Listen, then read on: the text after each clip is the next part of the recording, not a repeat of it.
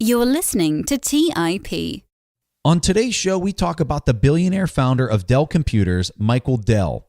As you'll learn on the show, Mr. Dell started his company out of his college dorm room and now has a personal net worth of over $28 billion. During the show, we talk about how he built his company and the things he learned along the way.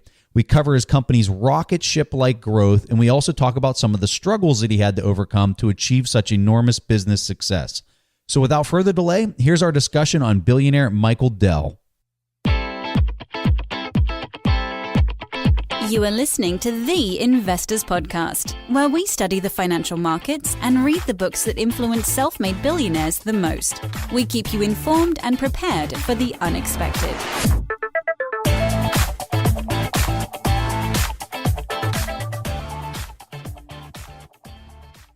All right, welcome to the Investors Podcast. As usual, I'm accompanied by my co-host, Stig Broderson. My name is Preston Pish. Like we said in the introduction, we're going to be covering Michael Dell. And so we're just going to jump straight into the questions. Mr. Dell was asked, what was the story behind starting up Dell? This was his response. When I was a freshman at the University of Texas, I was going to school, had every intention of going to school. And I was kind of playing around with this as a hobby while I was going to school.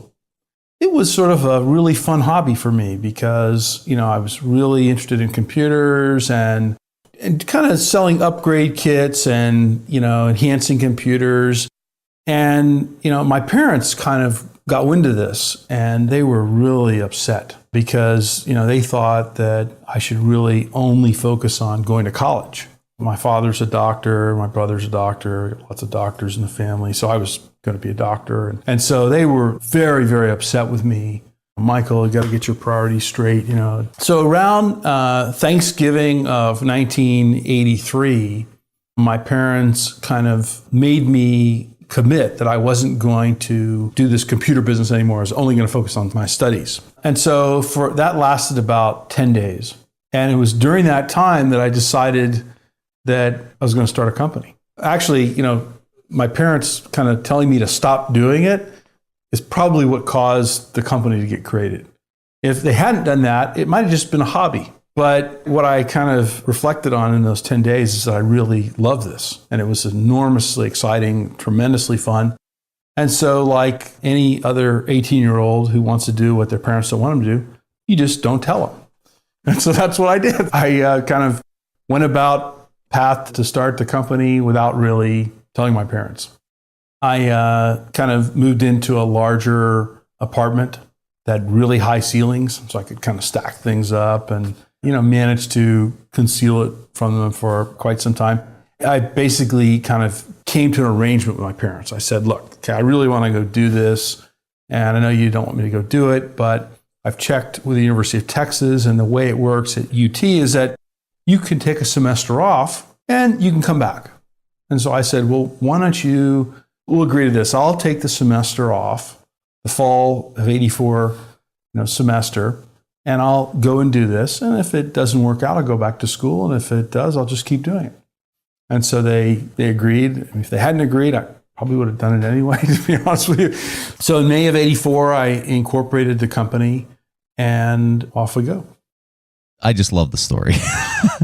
I don't really know what to say because the story tells so much. I think my comment on this would be, if you're a parent and you have a child that is going against the grain and you're trying so hard to push them in a certain direction, you might want to just replay that story, because sometimes the best way to exercise control is to provide free will, right?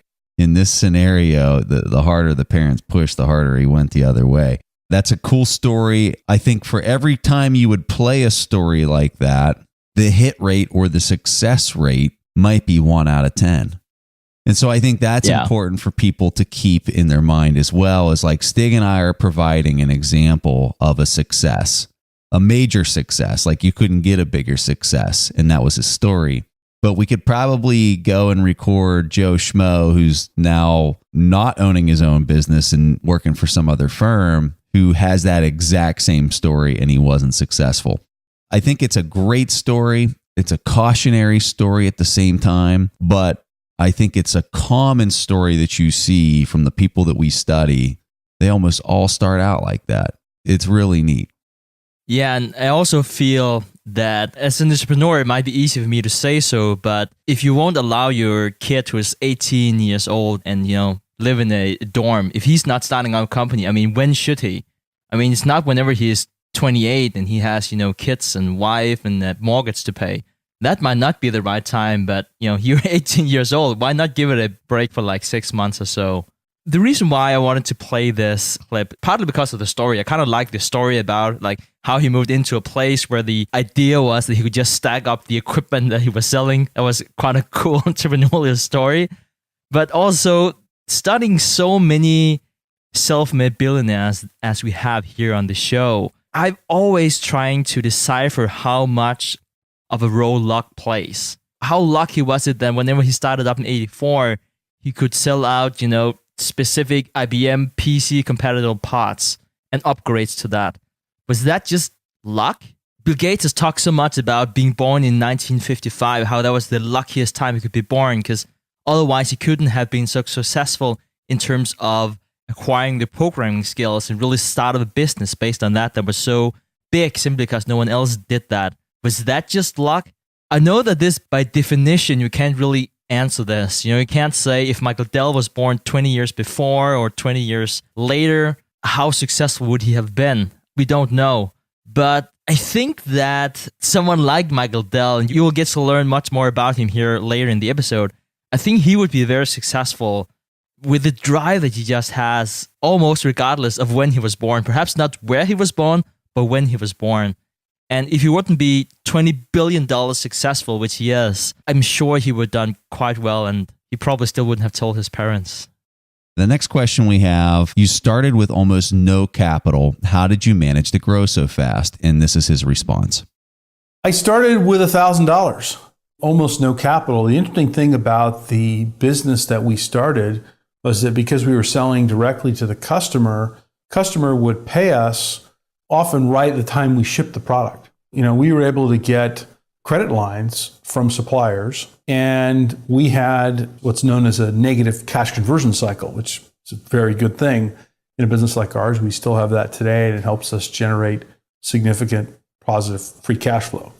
Essentially, what it means is that when you look at the complete balance of how fast do our customers pay us, and how fast do we pay our suppliers, and how much inventory do we have, the net of all that is that we actually collect money way before we pay the money out. And so that's a beautiful thing. And in fact, it allows a company to grow very quickly because you have sort of negative working capital. We didn't require lots of capital. We weren't as efficient then as we are now, but we were able to grow quite rapidly without a ton of capital. Now, we were growing at such enormous rates, we needed some capital because we needed some buildings and we needed some infrastructure. And so, we got a little bit of capital. We got a credit line, then we eventually did a private placement, went public in 1988 on NASDAQ and attracted some capital so we could expand around the world and continue growing. I really like what you said here about your money, cash flow in and cash flow out. It's basically what is referred to as the cash conversion cycle, which is, if you're an accounting geek like me, it's something I like to talk about.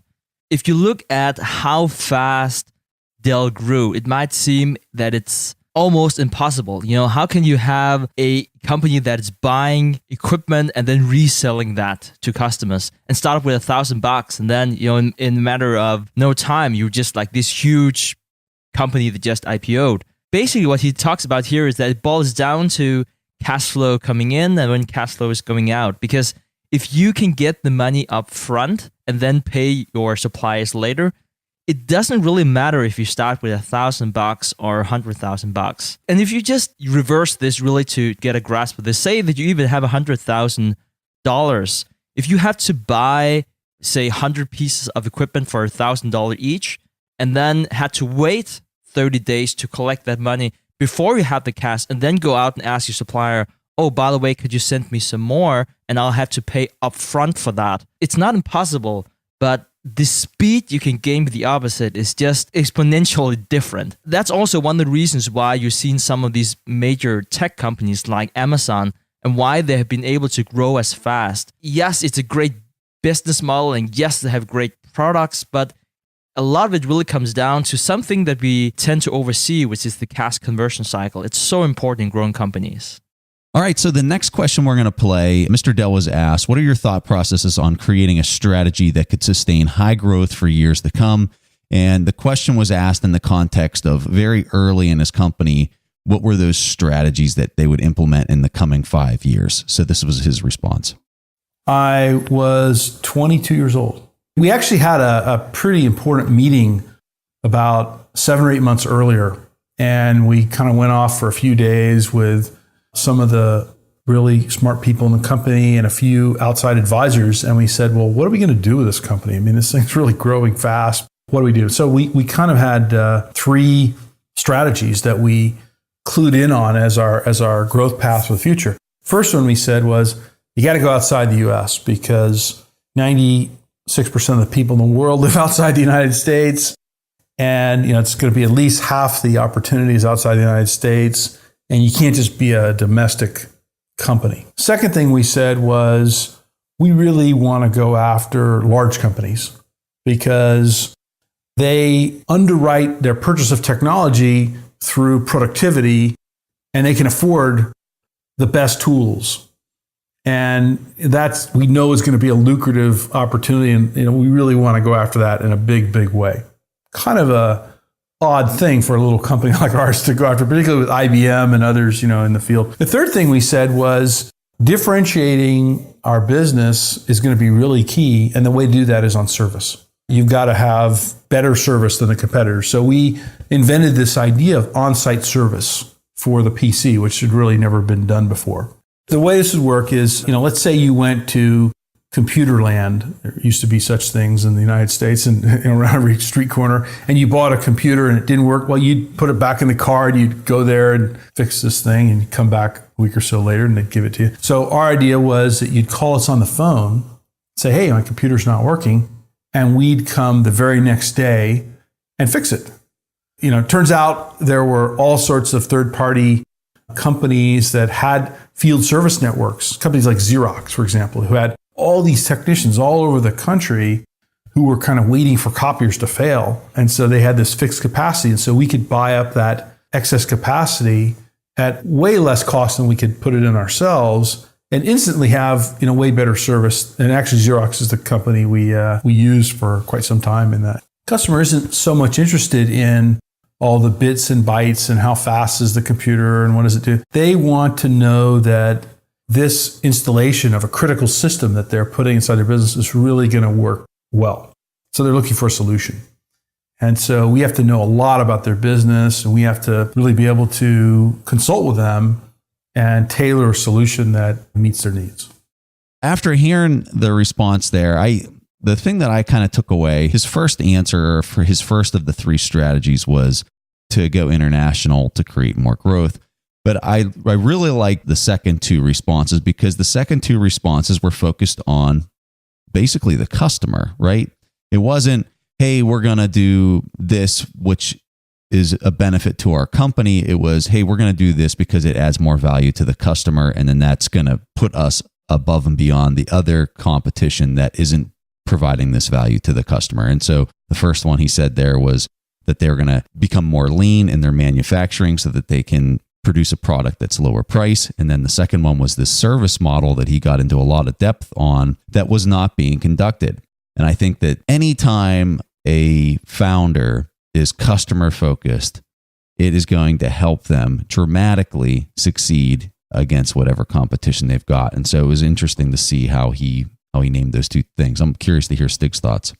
I really like the third part that he brought up with the service. Well, you didn't really have IT, or very little, so you didn't have an IT department. And I think my takeaway here is that as business people, we need to understand that while we can be super nerdy about something, say computers or whatever it is, most people don't care about that. I mean, most people can't tell the difference between megahertz or gigahertz, or they don't know, but they do know whether or not the computer is not working. And that was really what he was getting at, and why that was also so consistent with the second part of the strategy, We will deliver a great service so it always works, but we will only do that for the customers who can afford to pay that. The big companies, because the big companies have high opportunity costs. So it needs to work.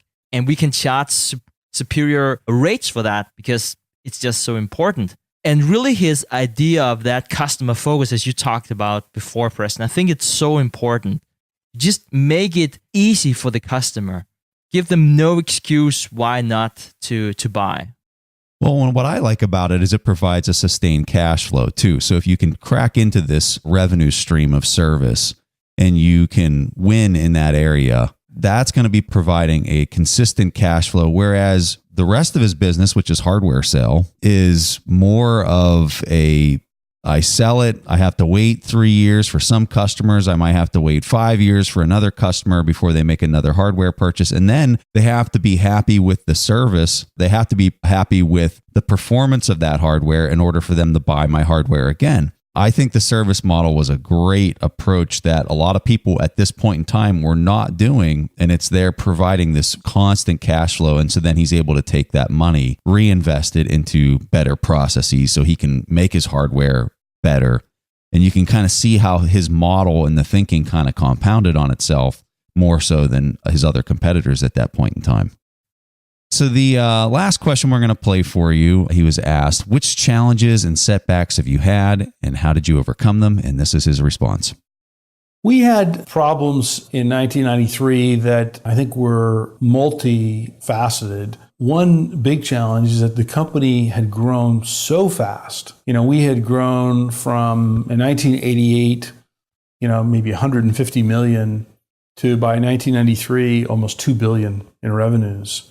And the infrastructure and the systems and processes was not really keeping up. In fact, in 1 year, we grew from less than 900 million to over 2 billion.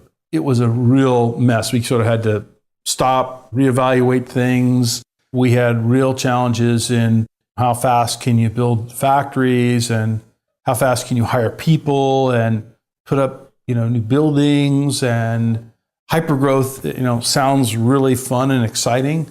But I learned the hard way there is such a thing as growing too fast, where the wheels sort of come off, and you have to sort of take a time out and say, wait a second here, let's prioritize. And I was absolutely to blame. I mean, we were going and doing so many things at one time because we were really excited. I mean, we were like, okay, we're gonna go in this business, we're gonna go in that business, we're gonna go to this country and this new product and this new service, and it was just too much of a good thing. And so we had to really hone it back. Olympic was a project that we created. Still, it was there. And so we made a decision to recall all of those batteries. Now, the interesting thing, if you go back and look at when we made that decision, the popular wisdom was that it was an issue that was unique to Dell. And Dell was the only company in the world that had this problem. It must have been because Dell did something wrong in the way it designed its computers. Several weeks later, another computer company announced a similar recall for the same Sony batteries. And then several weeks after that, another company, eventually all of the companies that use the Sony batteries announced recalls. We were very proactive in doing it, and I think our teams did a fantastic job in sort of doing the right thing. You could have had all sorts of arguments about, well, it's a really small percentage or those kinds of things, but we actually knew the problem was there, even though there were debates about, okay, is it going to be 6 batteries that fail or is it going to be 10 batteries that fail? Doesn't really matter. One battery failing is one too many. And my experience is that when you find a problem, you fix it as fast as you find it and just move on. And whatever the consequences are of fixing it, you just deal with it and just keep going. His first response there in reference to growing too fast, I kind of see this from 2 different vantage points. So in tech especially, if you're not moving fast, you're going to get clobbered or you're just going to miss the boat. There's a book called Inside the Tornado, and this is actually one of Steve Jobs' favorite books. If you're in tech, I would highly, highly encourage you to read this book because it talks about how you can have the best product if you miss the timing of where the rest of the market's at, or you're just a little bit late to the market. you can just totally miss the boat. It's hard for me to put myself in Michael Dell's shoes as to why he was growing at the speed he was growing and whether he could have dialed it back a little bit or he had to move at that pace just because of all the dynamics that are talked about in this book. And I'm telling you, this is a fabulous book, especially if you're in tech. But I think the downside of growing too quickly is the culture piece of your business, the long-term sustainability of your culture. When you grow at that speed, you're basically putting butts in seats as fast as you possibly can. And you're not necessarily doing that filtering that you need in order to establish the culture that you truly want to have inside of your company. And so the long-term impact of this massive growth is that you might be dealing with cultural clashes within your company for a very long period of time. And it might not even be something that you can correct. And that might be a really extreme comment, but I think that for me personally, I think culture is extremely important. If you have a product or service that doesn't need to move fast, you're able to sustain your competitive advantage because maybe it's something that's not tech related or the necessity to move fast is not there. I would tell people to go at a pace that allows you to continue to control that culture within your business because it's going to lead to a longer sustained success and control of what it is that you're trying to accomplish. It's interesting that you should mention Inside the Tornado and the advantages of scaling so fast. I'm currently reading a book by Reid Hoffman called Blitzscaling, which talks about this concept. It's a very interesting concept in terms of how fast should you grow, and especially if you're in a winner takes all or winner takes almost everything kind of industry, why that blitzscaling is so important and why you should sometimes, ignore defects in your products and why you should ignore angry customers. And it's a very interesting discussion.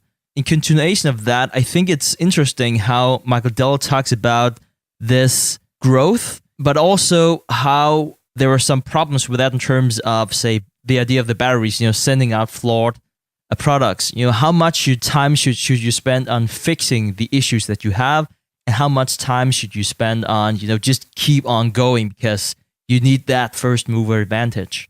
Whether it's professional or personally, I think it's very important to stay humble, which was really what I took away from what Michael Dell was talking about here. Be the first one to fix it. We are, as human beings, very good at forgiving, and we're really, really good at people redeeming themselves, but we are not good whenever it comes to arrogance. It's this short-term pain and long-term gain because of course, the extra cost is not fun, and the media coverage the next day is, it might be quite embarrassing for you as a person or for you as a company. But going back to the culture piece that you talked about before, Preston, what really remains in that organization is to be proud of what they do because they know that the quality is there, and even if it's not just going to be fixed. And then the image of the company who is humble. It's whenever we start becoming arrogant, that's whenever you see politicians or celebrities really fall from grace. You can't put yourself up on that pedestal. But if you do, the downside is just going to be so much more harsh for you. So blitzscaling is fantastic. The high growth is fantastic. But if you are not delivering the kind of product that you're proud of and you want to deliver, I don't see what the growth is useful for. All right, so we hope you guys enjoyed some of the questions and responses that we played there from Michael Dell. At this point, we're going to transition into a question that was asked from the audience, and we think that the question has a good parallel to some of the conversations that were happening with Michael Dell because it relates to finding a business partner. Now, this question was asked to us by Vyom. This is what he asked. Hi, Preston and Stig. My name is Vyom Joshi. I've been listening to your podcast since 2015. You guys have been doing a great job. I've been loving it, and keep up the good work. The question that I had was to do with the startup culture that we have going on these days, where people recommend that we find a co-founder who complements our interests and our skills. So I just wanted to ask you guys how both of you met each other and how you founded the Investors Podcast and more or less your journey on how you got to where you are today. Thank you for sharing and keep up the good work. Thank you. Man, I'd like to say it was very strategic and we had like this whole plan. The fact of the matter is it was none of that.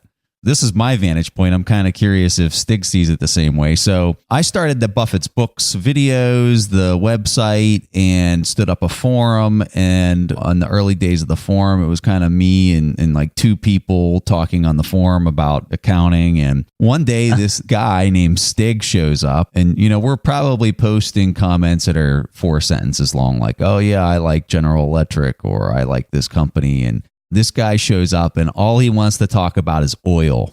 And not only is it a post about oil, but it's like a 5-page analysis just going into detail all about oil. And he just kept talking, and each post just got longer and longer and longer.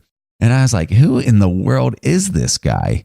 And so after a few months of watching his posts on this forum and kind of talking back and forth, I shot him a personal message and I said, hey, tell me about yourself, whatever. And so he's like, oh, you know, I studied at Harvard and this and that. And I was like, wow, this guy, he's a pretty interesting guy. And so I was in the process of writing an accounting book at the time, but I was struggling with time, and I was not able to get it across the finish line. And it was just like, this is never going to get done. But based on how this guy writes, and he seems really, really aggressive and really wanting to be a part of anything finance related. So I reached out to him. I was like, hey, do you want to finish this book or work with me on getting this book done?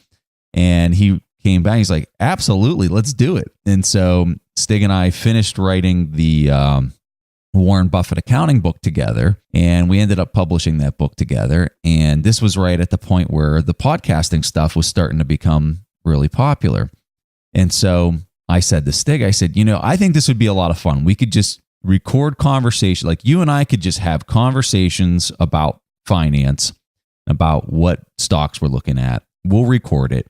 And if we have 5 people that listen to it, we have 5 people that listen to it. I said, at the end of the day, it'll just be fun for us to have conversations about something we're learning. If we're reading a book, we can talk about that or whatever. And so Stig was just like, I don't have like a real radio voice, but I'll do it. And so we just started recording our conversations. You know, one thing led to another, and here we are. And there's people that actually listen to this. So I would like to say it was something that we had planned, but it really wasn't. It was just something that we did for fun, and we kept doing for fun, and then it just slowly turned into a business. And so the thing that I would tell people about, at least from our vantage point, from our story, is if it's not something that you are willing to, I'll give you a perfect example. This episode right now, I woke up at 4:45 to record this episode. You have to love what you're doing to do that. There has never been a day where I've just dreaded doing this. Like, this is just fun for me. And I think Stig would tell you the same thing. It's just a lot of fun. This is what we love to do. We love to sit around and talk about an income statement. That is not normal for most people. Most people would absolutely hate that. And so you got to find a person who just absolutely loves the business or the product or whatever it is you're working on just as much as you, because if they don't, it's just not going to work in the long term. 2 years in, they are going to be so sick of whatever it is that they're doing that it's just not going to last. So I think finding a partner that has the same passion and the same interest as you is extremely difficult to do. Now, one other thing that I think was a big advantage for Stig and I is because we have read so many books together, we have a very, very similar mindset on how our business should be run. It's almost hilarious how Stig will come to me and say, I think we should do this. And I'd be like, yeah, absolutely, let's do it. And vice versa. I'll go to him and say, hey, I think this is a bad idea. And he'd be like, yeah, you're probably right. Let's not do that. And I think one of the reasons why, and that can be bad at times because you need to have some friction points at certain points in time. But as far as the ease of like running a business, it is really nice to have a person who's grounded in a lot of the same fundamentals. And so I guess what I would tell you is, if you're looking for a co-founder or you're looking for somebody to do the business with, I would highly encourage you to try to read some of the same books, especially if they're good core fundamental books, because you're just going to be in sync with each other. And I think that that's really important to kind of have that framework. there's a saying, I don't know where it comes from, but it says, if you want to go far, you're going to go together. If you want to go fast, go alone. And I think that that's really representative of whatever your interests are of starting a business. You got to kind of understand that mindset. If you're going really far, I think having a partner is really, really good. It's really hard to find the right person. And I just want to say this publicly. I really, really treasure my relationship with Stig. It is, man, I feel so blessed and so lucky. So, Stig, I know I just took all the time, but let's hear your vantage point. So I experienced this completely different than you. No, I didn't at all, Preston. I think you described the story very well. Typically, when people ask, I always say that we met online, because then people are always like, "Oh my God, what happened there?" But we kind of met online in the sense that we met on the online forum. You know, you created Buffett's books, and that's how we started to chat. And I think that was very fortunate. And in a way, I also think we create our own luck in the sense that who sits and talk about accounting on an online forum? I think you said something about it being serendipitous at some point in time, you know, just before we started the podcast. But, you know, sometimes I think back on that and be like, no, Preston, if you can find two people in the world who wants to talk about accounting and GAAP rules on an online forum in writing, it's not serendipitous. You're just two sad people with too much time. So perhaps that's more it. I almost feel bad about playing this question, you know, and talking about how Preston and I met after having 4 questions about Michael Dell. It's probably not a fair comparison. The one thing I would say that the red thread here is really that he was having a lot of fun. He started this business up because it was a lot of fun. Then he realized he could also make money, and you know he started growing and made a bunch of money. But it has to be fun whenever you start. Don't find a business partner or start by yourself to make money. You know, if you start up by having fun, perhaps you will make money. Most likely not. But it's not going to be the other way around. It's not going to be fun if it's not fun to begin with. That was also one of the things that we talked about, Preston, whenever we started, that it had to be fun, first of all, then see where it takes us. Because going back to the old forum, which is not even online anymore, I wrote over 1,000 posts. Over 1,000 posts about accounting. Oh my God. And about oil, apparently also. I remember that specific thread you talked about. In my defense, if people were saying, Stig has no life, it's absolutely true. So it's not really in my defense. I was on a 1-year garden leave for a job. I was technically not permitted to work or to do anything for a year. I was permitted, though, to sit and talk about accounting in the forum. I had a lot of time on my hands. And whenever I stumbled across this forum with people who were just like-minded, I had this idea, if you just kept on giving, something good will come back to me. And that was you, Preston. No, and that's such a true statement. If you're just doing something because you love doing it and you're just trying to make a better impact, I think that everything else will kind of fall in place. I think when a person is chasing money, maybe they're starting a business because they want to make a lot of money. What you'll often find is if they're successful, because sometimes people can be successful and their pure motivation was to make money, but their success is usually short-lived. What kind of falls out of some of those motivations is the person wants to make even more money. So then they go out and they raise venture capital. Next thing you know, they only own 5% of the business and they got some venture capital person that's breathing down their throat. They're absolutely miserable. They're in a position where they've made a lot of money, but it was just a completely miserable experience for 5 years or 10 years. Some people would say, hey, I'll take that. And that's fine. There's people out there that fits their motivation. That's not something I ever want to go through. I want to be happy. I want to enjoy my time with my family. I want to have an impact. And so for us, this was a great fit, and it was very casually put together and just kind of happened. You know, listen to some of Michael Dell's comments, because Stig's exactly right. This is not about Stig and I, but it's more about Michael Dell. I get the sense from his response that he absolutely loved this stuff that he was doing. He was having a blast when he's telling the stories about back in the day when he was in college. He wasn't enjoying his classes. He was enjoying this stuff he was doing with creating hardware and selling it and having an impact in that way. So you got to take a look at yourself. What is it that you love to do? And really kind of make sure that something is centered around that. Because if it's not, I think it's hard for people to sustain the motivation to go through it.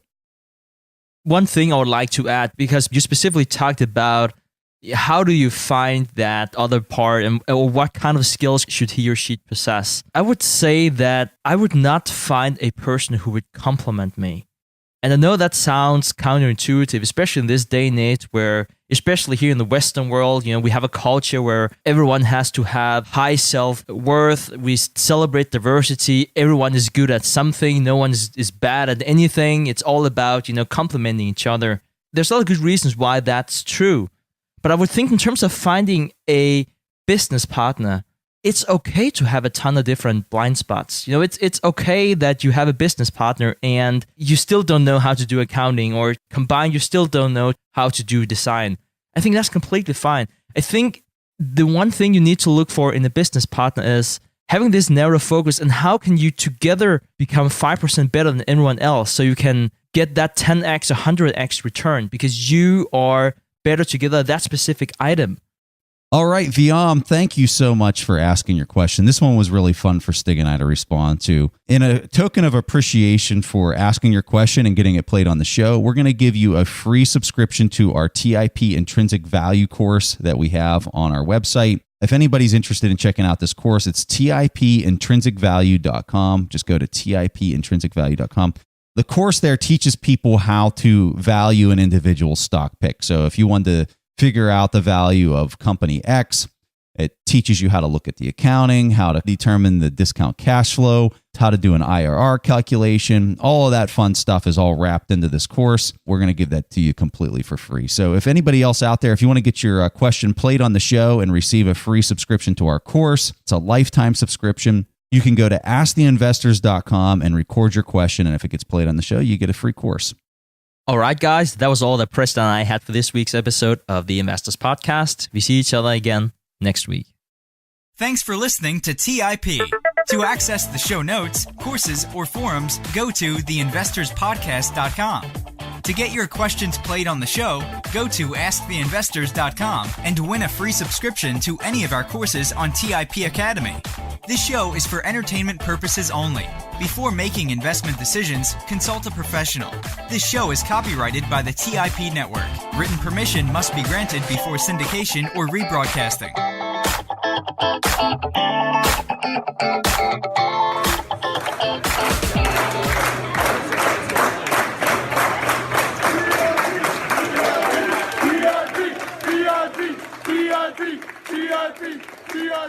TIP.